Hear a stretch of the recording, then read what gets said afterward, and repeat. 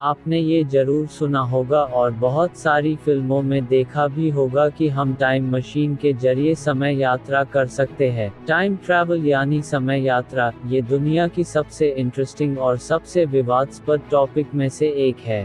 तो आइए आज जानते हैं समय यात्रा का रहस्य और वाकई में क्या समय यात्रा संभव है। साइंटिस्ट मानते हैं कि बिग बैंग से पहले समय नहीं था, तो क्यों नहीं था, या फिर समय क्या है, क्या समय वास्तव में है भी या सिर्फ एक भ्रम या धोखा है।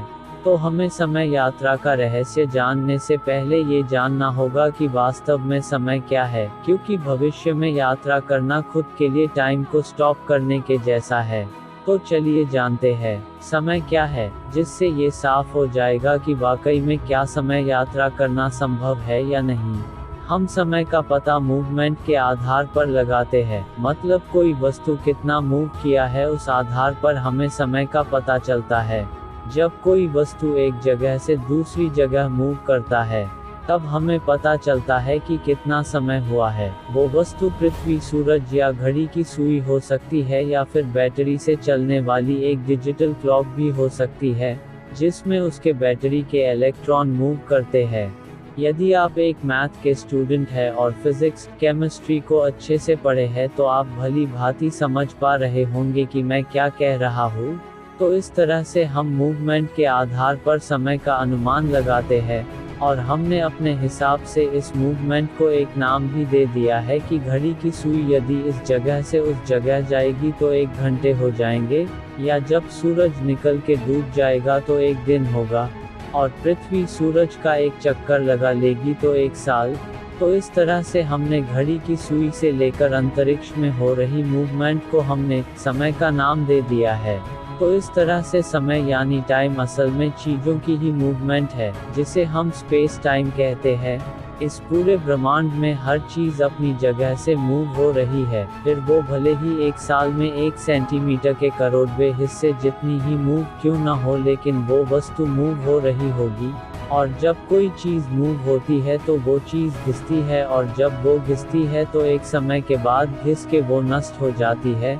उदाहरण ले तो जब आप अपने चप्पल को पहन के चलते हैं, वो चलने यानी मूवमेंट के कारण एक समय बाद घिस के ख़त्म हो जाती है। वैसे ही जब हम इंसान जिंदा होते हैं तो हमारे शरीर के सेल्स और मॉलिक्यूल्स मूव होते हैं, और वो घिसते रहते हैं, और वो एक दिन इतने घिस जाते हैं कि हम बूढ़े हो जाते हैं, और एक समय के बाद हमारा वजूद खत्म हो जाता है। अगर हम चप्पल को पहने ही ना और अगर अपने शरीर को किसी तरह फ्रीज कर सके तो हम इसे लंबे समय तक टिका सकते हैं, लेकिन ज़्यादा समय तक नहीं, क्योंकि पड़े पड़े भी तो उसके अंदरूनी एटम्स एंड मॉलिक्यूल्स तो मूव करेंगे ही। और इस तरह मूवमेंट के होने से, या यूँ कहे कि समय के बीतने से, उसका नाश तो होगा ही।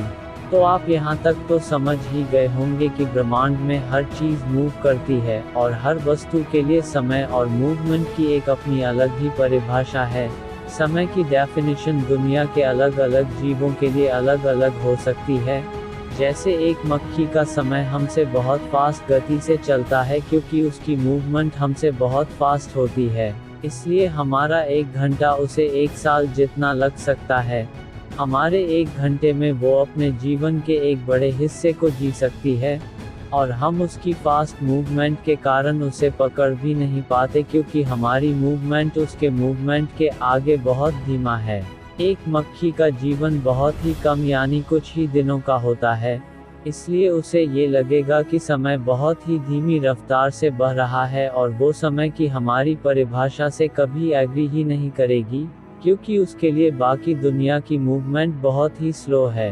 वही एक कछुए की मूवमेंट हमसे भी बहुत धीमी रहती है, इसीलिए वो 200 से 300 साल तक जिंदा रह सकता है। तो इस तरह सभी जीवों की अंदरूनी फिजिकल और न्यूरोलॉजिकल मूवमेंट के आधार पर उनका जीवन काल होता है। इसलिए आप ये कह सकते हो कि समय हर ऑब्जेक्ट की उसकी खुद की मूवमेंट पे आधारित है। जब हम भूतकाल या इतिहास के बारे में सोचते हैं, तब आपने सोचा है कि हम क्या सोचते हैं? तब हम वास्तव में समय के बारे में नहीं बल्कि बदलाव के बारे में सोचते हैं। और बदलाव चीज़ों की मूवमेंट की वजह से आता है, और चीज़ें ग्रेविटी, एटमॉस्फेयर या हीट और क्वांटम फोर्सेस की वजह से मूव करती है। यही मूवमेंट बदलाव लाता है और ये बदलाव हमें समय की अनुभूति करवाता है। हमें समय सिर्फ घड़ी ही नहीं दिखाती, और घड़ी हमारा आविष्कार है, पर जब घड़ी नहीं थी तब हमारे पुरखे सूर्य या चंद्रमा की मूवमेंट के द्वारा समय को नापते थे। हम इस तरह किसी और चीज़ की मदद से भी समय का पता लगा सकते हैं। अगर एल्बर्ट आइंस्टाइन की थ्योरी की बात करें तो उनकी थ्योरी ये कहती है कि समय सापेक्ष है, वो स्लो या फास्ट हो सकता है। टाइम ही फोर्थ डायमेंशन है और हम समय में यात्रा भी कर सकते हैं। एल्बर्ट आइंस्टाइन के थ्योरी को मैं आपको बहुत ही सरलता से उदाहरण देकर समझाऊंगा, पर उससे पहले आप ये जान ले कि आइंस्टाइन की थ्योरी ऑफ रिलेटिविटी के अनुसार हम स्पेस में जितनी ही स्पीड से यात्रा करेंगे, हमारे लिए समय उतना ही धीमी गति से चलेगा। लाइट स्पीड से 99.99% चलने वाले स्पेसक्राफ्ट में मौजूद घड़ी को आप पृथ्वी के घड़ी से मिलाएंगे तो आपको पता चलेगा कि फास्ट गति से मूव होने वाली स्पेसक्राफ्ट की घड़ी बहुत ही धीमी रफ्तार से चल रही है। और अगर कोई इंसान लाइट स्पीड से चलने वाले स्पेसक्राफ्ट में करीब 3 साल तक यात्रा करता है तो पृथ्वी पर जब वो वापस आएगा तो पूरे 200 साल बीत चुके होंगे।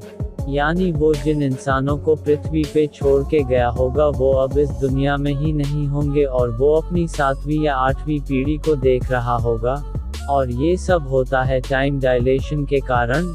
ये टाइम डायलेशन ही कारण है जो कि हमारे हाई स्पीड से मूव हो रहे सैटेलाइट में रखे एटॉमिक क्लॉक के समय को भी कुछ नैनो सेकंड्स धीमा कर देता है, जिसे हमेशा कुछ टाइम का बाद पृथ्वी के क्लॉक से मिलाना पड़ता है। ये टाइम डायलेशन हमारे एटॉमिक क्लॉक को भले ही कुछ नैनो सेकंड्स का ही फर्क क्यों ना पैदा करता हो, लेकिन इससे हमें ये पता चलता है कि हम भविष्य में टाइम डायलेशन की मदद से समय यात्रा कर सकते हैं। तो इन सब चीज़ों से आपको ये तो पता चल ही गया होगा कि हमारे लिए भविष्य में समय यात्रा करना संभव है, पर अभी हम समय यात्रा नहीं कर सकते क्योंकि इस टाइम हमारे पास ऐसी कोई टेक्नोलॉजी नहीं है जिससे हम लाइट के स्पीड के आसपास भी जा सके। पर जिस हिसाब से हम लोग टेक्नोलॉजी के फील्ड में आगे बढ़ रहे हैं, उससे ये अनुमान लगाया जा सकता है कि हम जल्द ही भविष्य में यात्रा करने में सक्षम हो पाएंगे। तो दोस्तों, आज के लिए बस इतना ही। उम्मीद करता हूँ कि आज के ये वीडियो से आपको कुछ नया सीखने मिला होगा। तो दोस्तों, वीडियो पसंद आया होगा तो वीडियो को लाइक जरूर करना, और हमारे चैनल को अभी तक सब्सक्राइब नहीं किया तो सब्सक्राइब कर लेना।